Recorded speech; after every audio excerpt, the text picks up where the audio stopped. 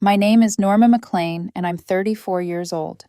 I never imagined the day I buried my mother would also be the day my entire life split in half, clean, sharp, like glass under a hammer. Mom always said life has a twisted sense of timing. I just didn't expect it to be this cruel. The church was already filling when I arrived. Teachers from my school, neighbors who had known my mother for decades, Amanda with her husband and their kids. Everyone hugged me with that soft, careful touch people use when they're afraid you'll break. I felt fragile enough that maybe they were right. But I didn't cry. Not yet.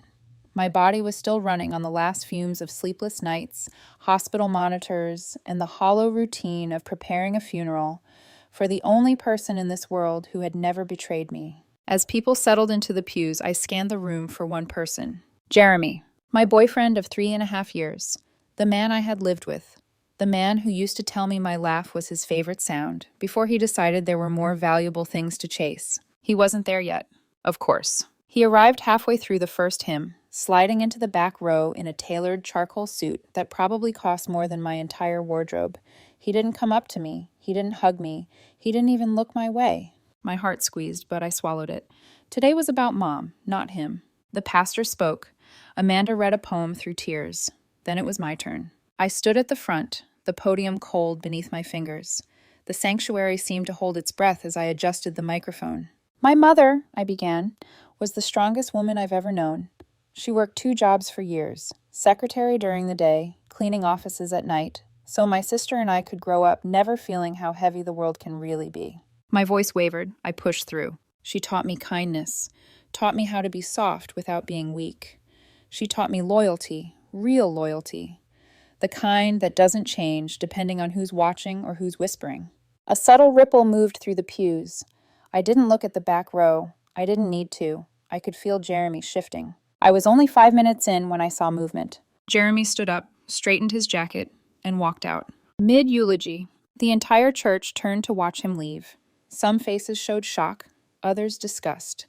Amanda's jaw clenched so tightly she looked like she might snap a tooth. For a second, I thought I might faint. But the thing about heartbreak is, it can't kill you. It just feels like it wants to. So I kept reading.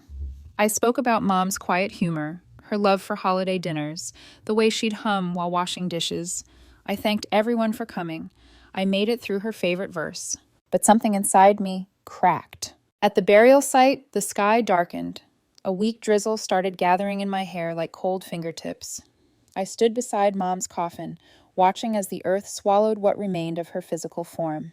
Jeremy wasn't there, not even pretending. He hadn't even bothered to come to the graveside service. By the time we reached the reception afterward, I felt numb.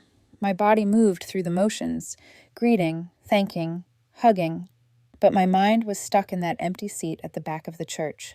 I was standing near the buffet table when my phone buzzed. Jeremy, I'm in the parking lot. We need to talk now. My stomach twisted. I excused myself and stepped outside. He was leaning against his sleek black car, holding a manila envelope.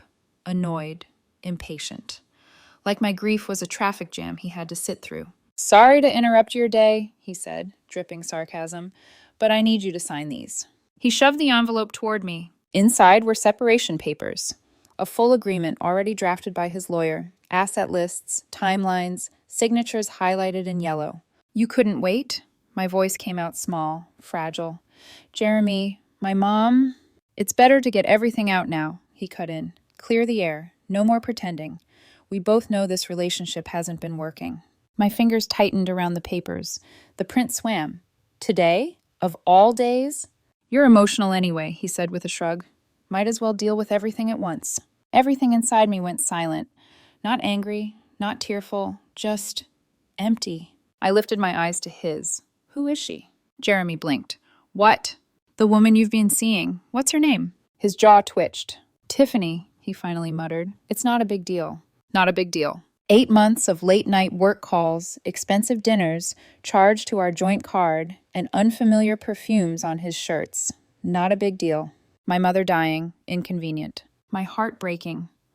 Overshadowed by legal paperwork he couldn't wait 24 hours to shove at me. Something inside me hardened. Fine, I whispered. Give me a pen. He looked surprised. You're not going to fight me on this? Why would I said, voice steady. You clearly don't want to be with me. I leaned against his car and signed every single page, line after line, initial after initial. No questions, no hesitation. His eyebrows pulled together, like he was almost disappointed I wasn't begging. "Okay," he said, snapping the file shut. "I'll have my lawyer file this Monday. Start packing your things. You'll need to move out by the end of the month." I nodded, even though my hands were shaking. He got into his car and drove away. I stood alone in the parking lot, the cold air biting my cheeks, clutching nothing but the ghost of a life I had just signed away. I had no idea then that this moment wasn't the end. It was the spark, the beginning of something my mother had already seen coming, and the beginning of Jeremy's downfall. If you'd asked me 2 years ago whether Jeremy Collins would become the man who served me separation papers at my mother's funeral, I would have laughed. Back then, I still saw him through the soft focus lens of hope. Maybe that's the cruel thing about hindsight. It shows you every red flag you ignored in high definition. Jeremy and I met at a friend's birthday dinner. He was charming, confident, charismatic in a way that felt effortless. He had that polished, wealthy glow, nice watch, tailored blazer, a smile that told you he didn't worry about bills or rent or anything ordinary. When he learned I was an elementary school teacher, he didn't flinch, or so I thought. He leaned in and said, "Kids are lucky to have someone like you." I believed him. I believed so many things. Our first year together was good, light, sweet. He brought me flowers to school sometimes. He held my hand like I was fragile glass he wanted to keep safe. His laugh made my entire chest warm. Then he introduced me to his family. Everything changed after that. It started with a dinner at his parents' house in their spotless, designer-decorated home. Granite countertops, abstract art, a chandelier that probably cost as much as my car. Jeremy's mother, Vivian, greeted me with a tight smile that didn't reach her eyes. "Oh," she said, looking me up and down. "You're the teacher." Not Norma, not Jeremy's girlfriend. Just the teacher. His father, Richard, didn't bother softening anything. "So," he said midway through dinner, "you plan on staying in that line of work long term?" "I love teaching," I replied. "I wouldn't trade it for anything." He nodded with that smug politeness wealthy men use when they think you're wasting your life. "Well, everyone finds fulfillment differently, I suppose." Jeremy said nothing. His younger sister, Chloe, who lived on Instagram and wore labels like armor, chimed in, "You could always go into administration. They make more money. You'd work fewer hours, too." I smiled politely. I prefer being in the classroom. She blinked, confused, like the concept of choosing purpose over money personally offended her. And then the ghost entered the conversation. Tiffany, his ex-girlfriend. His mother brought her up casually, slicing through prime rib like she wasn't cutting through my confidence. "You know, Tiffany's just made partner at the firm. Wonderful girl. Came from an excellent family. Shame she and Jeremy couldn't work things out." Jeremy shifted in his chair, clearing his throat. "We've moved on, Mom." Vivian smiled. "Well, some women just fit into our world more naturally. You understand." I understood perfectly. In their eyes, I would always be temporary. As our relationship progressed, the pressure intensified. When we moved in together, his parents insisted we sign a cohabitation agreement, their version of a prenup. "It protects both of you," they said, but it protected only him. It listed assets that were already his, future inheritances, the condo his father co-signed for. It even detailed the conditions of separation, down to which dishes were considered his property. "You're okay with this, right?" Jeremy said as he slid the folder across the table. He framed it as love, as responsibility, as practicality. "It's just smart," he insisted, "and my parents will feel better knowing everything is clear." I read the agreement 3 times. It was heavily stacked in his favor, but I signed it anyway, because I loved him, because I thought relationships were about compromise, because Mom always taught me to give people the benefit of the doubt. She didn't know then, or maybe she did, that I was compromising so much of myself I barely recognized the girl in the mirror. The cracks began small. Jeremy would make jokes about my income. "You know, if you made just a little more, we could take a real vacation." Or, "My colleague's girlfriend is a lawyer. They just bought a house in Lakeview. Maybe someday." I'd smile through it, laugh when he laughed, pretend the sting didn't linger. His family's jabs grew sharper. During a holiday dinner, Richard said, "If you're serious about the future, you should think about advancing your career. Staying stagnant isn't a good look." His mother added, "Or at least take some finance classes, just to elevate yourself." Jeremy sat beside them, silent. His silence cut deeper than their words. Then came the signs. Late nights at the office, client meetings that didn't add up, receipts in his pockets, expensive dinners at places he'd never taken me, a hotel charge on our credit card. When I confronted him gently, he brushed it off. Networking, he said. Team dinners. You're being paranoid. But he'd begun doing something else too, something worse. He started comparing me to her. To Tiffany. Her career is exploding, he told me once. She's really going places. I stared at him. Why are we talking about your ex? He shrugged. I'm just saying, she's ambitious. As if ambition was the price of love. Around this time, Mom's health began slipping. Heart disease. Doctor visits. Procedures. Nights at the hospital. I was exhausted, juggling worry and school and a home where my boyfriend's affection felt like it was being rationed to me drop by drop. Every time I stayed with Mom overnight, Jeremy would sigh. Your sister can handle some of it, can't she? She's handling everything she can, I said. Mom needs both of us. It just feels like your focus is divided. Divided. He said that while my mother was fighting to stay alive. Mom never said anything, but she saw what he was doing to me. She saw the way my shoulders curled inward when his name popped up on my phone. She saw how drained I was. One night, when I thought she was asleep, she whispered, You deserve someone who doesn't just stand beside you when it's convenient. Her voice was thin, but her certainty wasn't. I think she already knew what I refused to face. Everything escalated at lightning speed. Jeremy's late nights became routine. His phone barely left his hand. He locked it now. He showered before letting me near him. He left the room to take calls. The final proof came in the form of a florist receipt curled in his coat pocket. Tiffany, the note read, beautiful as always. I didn't confront him. Not then. Because Mom was getting worse. Because my heart couldn't survive losing both of them at once. Because denial is a warm blanket in a cold room. But I knew. And he knew I knew. We lived like strangers after that. Sleeping beside each other, breathing the same air, sharing nothing. And then Mom died. And Jeremy made his choice clear. He didn't just fall out of love with me. He outgrew me. Or maybe he thought money and status made him bigger, and I was something small he needed to shed. He had no idea how much bigger I was about to become. The morning after I signed the separation papers, the morning after I buried my mother, I woke up in the quiet of Jeremy's condo feeling like someone else's shadow. The silence wasn't peaceful. It was accusing. Every corner of that home suddenly felt foreign. Like it belonged to a life I never truly fit into. Jeremy had already left for work, or for Tiffany, or for whatever version of his life didn't include me. It didn't matter anymore. Amanda picked me up for the will reading that afternoon. She didn't ask about Jeremy. One look at me told her everything she needed to know. The lawyer's office was tucked into a row of old brick buildings. Simple, unpolished, the opposite of the glossy world Jeremy's family lived in. Inside smelled like paper, lemon cleaner, and the faint echo of whispered grief. Frank, Mom's estate lawyer, was an older man with soft eyes and a gentleness that made me want to cry again. He'd known our mother for years. I'm so sorry for your loss, he said quietly. Helen was one of the sharpest women I ever worked with. Sharp, yes. Mom was quiet, humble, never flashy, but sharp. We sat at the long conference table, Amanda, her husband Mark, and me. My hands were cold, knotted together in my lap. Frank opened a thick folder. Your mother updated her will 3 months ago, he began. She was very deliberate in her arrangements. This might come as a surprise. I barely heard the next part. Real estate, 3 properties. Combined value, 1.1 million. I blinked. The numbers didn't make sense in my head. I knew Mom saved religiously, clipped coupons, reused gift bags, wore the same winter coat for 8 years. But $1 million? Amanda covered her mouth, eyes wide and wet. Frank continued.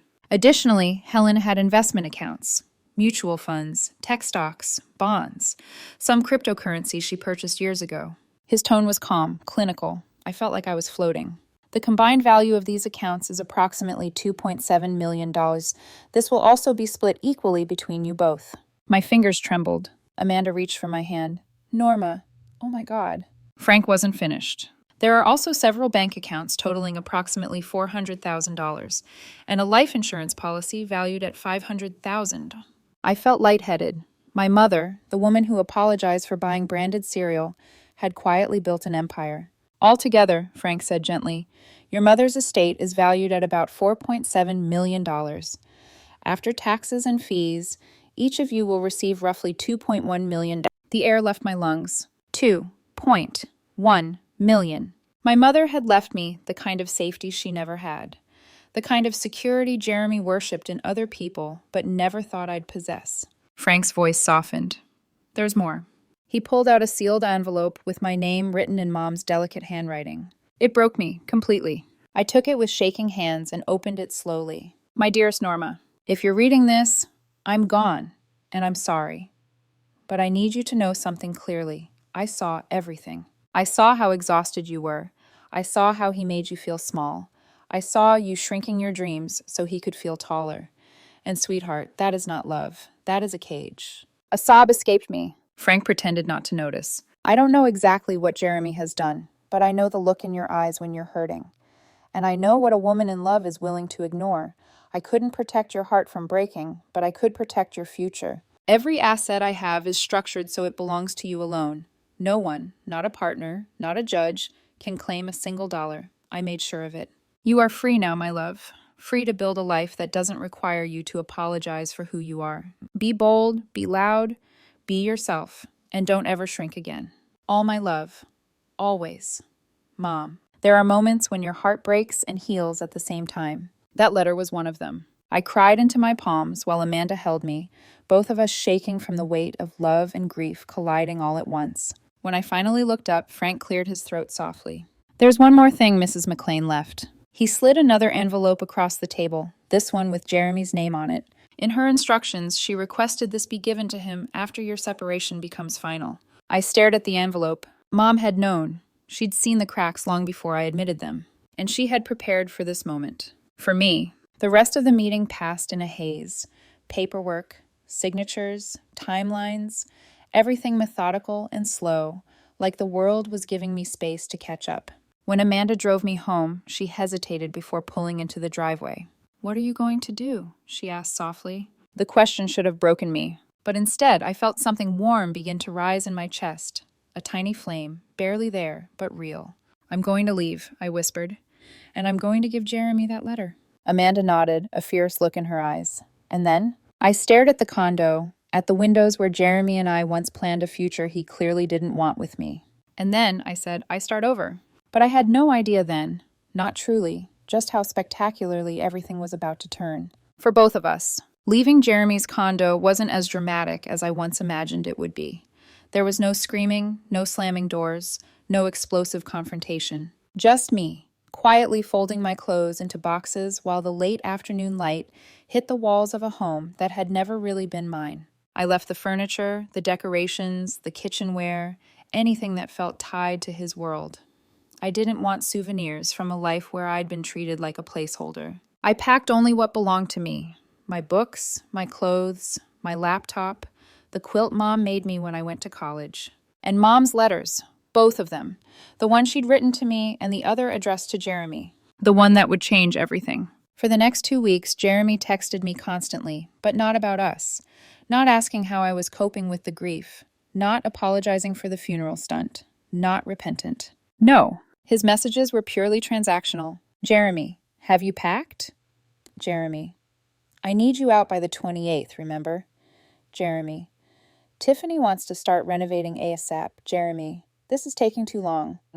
Every ding of my phone chipped away another piece of the girl who once thought love meant patience. By the time I moved into my short-term rental, a tiny furnished place with creaky floors, I felt lighter.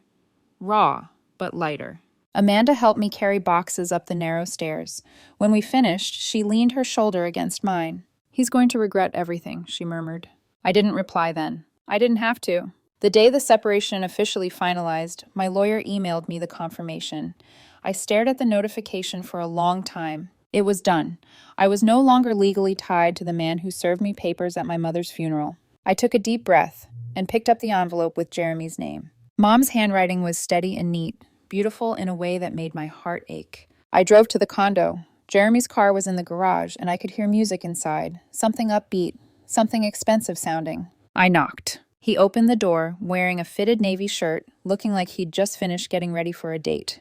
His jaw tightened when he saw me. What are you doing here? He asked. We're done, Norma. You can't just... I'm here to give you this.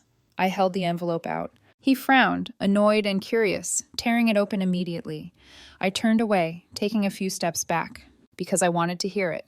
I wanted to feel the moment he realized the fortune he threw away. There was silence. Then, "What is this?" His voice shifted, no longer sharp, but shaky. He read faster. I heard the envelope crinkle. He inhaled sharply. And then, "$2 million? Your mom left you over $2 million?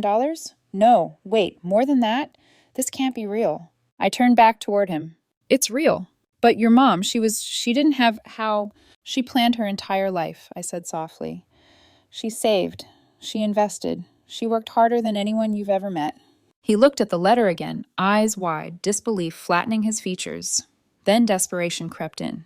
"And the assets are in trusts? Locked? Protected from spouses?" His voice dropped. "Norma, why would she—" "Because she saw everything." My words were calm, steady, true. He closed his eyes. "Oh my God. Oh my God. I pushed for that agreement. I insisted on it. And now—" His hand went to his forehead. "She protected everything from me." I nodded. "The same smart decision your parents encouraged," I added quietly. "Remember that?" Jeremy stared at me like the ground beneath him was shifting. "You knew," he accused suddenly. "When you signed the separation papers, you must have known." "I didn't," I corrected. "Not when I signed. Not when you walked out of the funeral. Not when you rushed everything through." His eyes widened even more. "So I divorced a millionaire?"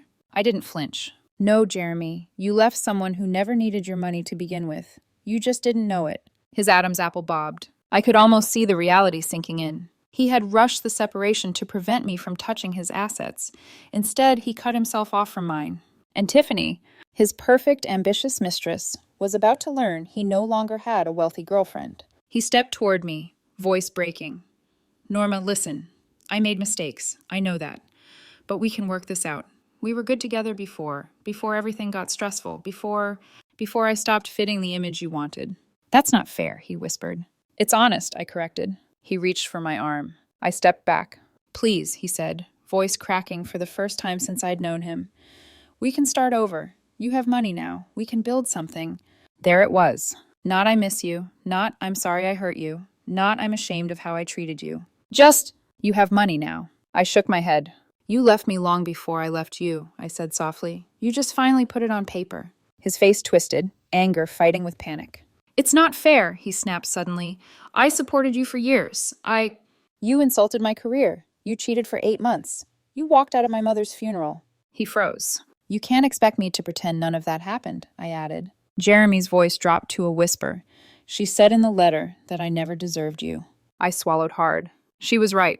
He staggered back like I'd physically pushed him. For a moment, he looked like a man losing not just a girlfriend, but the future he thought he was entitled to. I didn't feel triumphant. I didn't feel vindictive. I just felt done. Completely done. I turned away. Behind me, I heard him choke out, "Norma, please don't go." But I kept walking. I walked down the steps, across the parking lot, into the cold air that felt sharper than anything inside that condo ever did. As I reached my car, I realized something. For the first time in years, the weight in my chest was gone. I wasn't losing anything. I was finally free to build something new, something mine. And Jeremy? He had just begun to understand what he'd thrown away. After I walked away from Jeremy's condo, I expected some kind of emotional collapse, a breakdown, a rush of heartbreak, something dramatic, something cinematic. But instead what I felt was silence, relief, a quiet, steady hum inside my chest I hadn't felt in years. It was like stepping out of a thick fog and realizing the world had shape and color again. I spent the next few days moving into my small rental, organizing my new space, and letting my body relearn what peace felt like. Amanda checked on me constantly, her calls a lifeline I didn't know I needed. Every time she asked if I missed him, I gave her the same answer. I miss who I thought he was. Not the man who served me papers in a parking lot, not the man who walked out of my mother's funeral, not the man who chose Tiffany the moment I became an inconvenience. Just the illusion. But illusions dissolve, truth remains. Word travels fast in our town. Within a week, Jeremy's parents reached out to Amanda, who immediately forwarded me the messages. Vivian wanted to talk over coffee. Richard wanted to clear up misunderstandings. Chloe sent a 3-sentence apology, filled with more emojis than sincerity. I ignored all of them. Then the messages escalated. Vivian. Jeremy is devastated. Vivian. You should have told him about the inheritance. Vivian. It's not too late to reconsider things. I laughed, out loud, alone in my apartment. These people, who once judged me for every breath I took, who made me feel small every time I walked into a room, were suddenly interested because I was worth something in dollars. Not character, not loyalty, not the way I stood by Jeremy through every high and low. Money. Only money. Amanda said, Mom would have roasted them alive, and for the first time in weeks, I laughed without feeling guilty. Tiffany dumped Jeremy. That part wasn't surprising. Apparently, she found out that the breakup didn't come with the financial upgrade she had anticipated.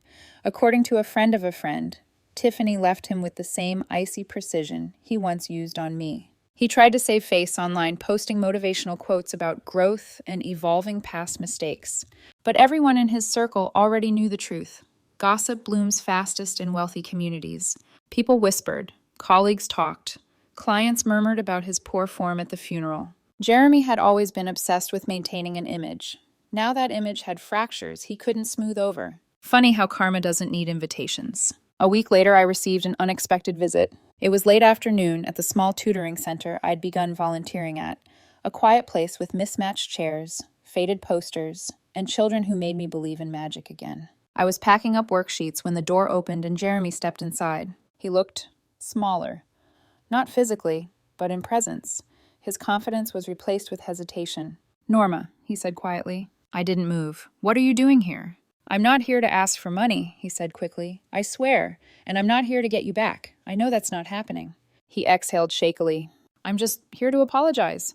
I folded my arms. All right, I'm listening. He swallowed hard, like his pride was a bitter pill. I hurt you, he said, over and over. I treated you like your life was small because I didn't understand the value of anything that wasn't tied to money or status, and I'm ashamed of that. Silence stretched between us. I know I can't fix it, he said, but you deserve someone who stood by you the way you stood by everyone in your life. You deserve someone who actually loved you. My throat tightened, not for him, for the version of me who once believed he did love her. Thank you for saying that, I murmured. He nodded slowly. I hope you find someone who sees your worth from the beginning. I think I already have, I said softly. Something in his expression flickered. Sadness, acceptance, maybe both. He nodded once more, then left. No drama, no shouting, no begging. Just a quiet final goodbye. The next chapter of my life didn't start with a grand gesture. It started with small choices. I used part of my inheritance to create something meaningful. A scholarship fund in my mother's name for low-income students who dreamed of becoming teachers. A community literacy center filled with books, after-school programs, and volunteer tutors. A place where kids felt safe, supported, and seen. For the first time in my life, I wasn't pouring from an empty cup. I was building something, in my name, in Mom's name, something that mattered. About 2 months after the inheritance settled, I met Lucas. He wasn't flashy. He wasn't trying to impress me. He didn't have sharp suits or expensive watches. He was an accountant who adored his job, loved volunteering, and had a quiet tenderness that felt like calm after a storm. He asked about my day and actually listened. He laughed at my terrible jokes. He remembered my coffee order. He didn't once ask me what I earned. He didn't know about the inheritance, not yet. I wanted him to meet me first. Me, the teacher who stayed late with struggling kids, the daughter who held her mother's hand through every hardship, the woman who rebuilt herself from the ashes of a broken relationship. One afternoon, as we walked through the neighborhood, he looked at me and said, You know, Norma, you're one of the strongest people I've ever met.